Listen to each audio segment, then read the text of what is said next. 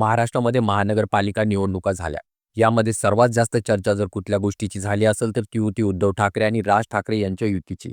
संपूर्ण महाराष्ट्र हे दोन बंधू कधी युती करतात याची वाट पाहत होते आणि अखेरकार महाराष्ट्रातील महानगरपालिका निवडणुकांच्या पार्श्वभूमीवरती या दोघा भावांची युती झाली आणि त्यानंतर संपूर्ण महाराष्ट्रामध्ये याच गोष्टीची चर्चा होत होती. आणि त्यानंतर ज्या आहे महाराष्ट्रामध्ये बऱ्यापैकी जागा यांच्या युतीला आल्या देखील.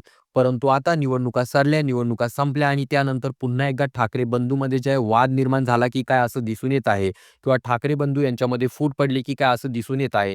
त्याच कारण आहे कल्याण डोंबिवली महानगरपालिका.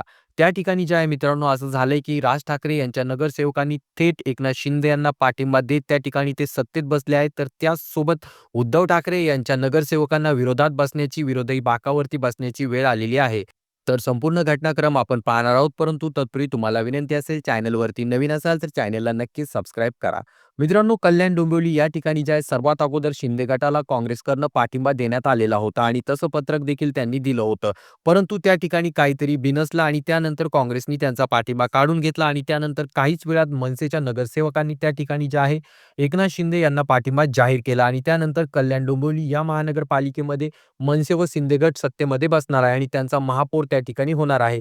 परंतु हे संपूर्ण घडल्यानंतर देखील राज ठाकरे अजूनही मौन असल्याचं दिसून येत आहे आणि यावरती जे आहे उद्धव ठाकरेंनी मात्र प्रतिक्रिया दिलेली आहे. त्या ठिकाणी उद्धव ठाकरे म्हणाले, की स्थानिक नेत्यांनी असा निर्णय का घेतला? त्यांनी शिंदेसोबत जायला नको होतं. कारण त्या ठिकाणी जर मनसे आणि ठाकरेचे नगरसेवक एकत्र राहिले तर विरोधी नेते त्या ठिकाणी विरोधी नगरसेवक मजबूत दिसले असते. परंतु हे यांनी का विचार केला नाही असा सवाल त्यांनी केला आणि त्यानंतर उद्धव ठाकरे यांनी सवाल केलेला असताना देखील अजूनही त्या ठिकाणी राज ठाकरे यांच्याकडून कुठलंही प्रतिउत्तर किंवा त्या ठिकाणी उत्तर आलेलं नाहीये. त्यामुळे पुन्हा एकदा ठाकरे बंधूंमध्ये फूट पडली का काय असा प्रश्न केला जात आहे.